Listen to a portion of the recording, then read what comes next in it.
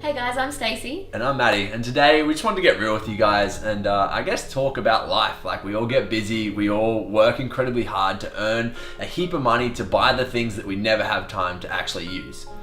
And what if you're working so hard to do what Maddie said, that you're giving to so many other people at the same time and you almost become a person that you don't recognize anymore? Like, you might even lead yourself to the stage of burnout.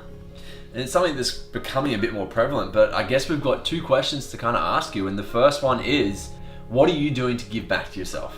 And that might be as simple as going for a walk in nature or making sure you get to the gym each day. Doing some meditation, simple, basic things that get you back to you. The second one is, are you happy? Are you truly happy? Ask yourself that question. Are you just doing the things that you think you need to do, or are there things that you could be doing to make your life even better?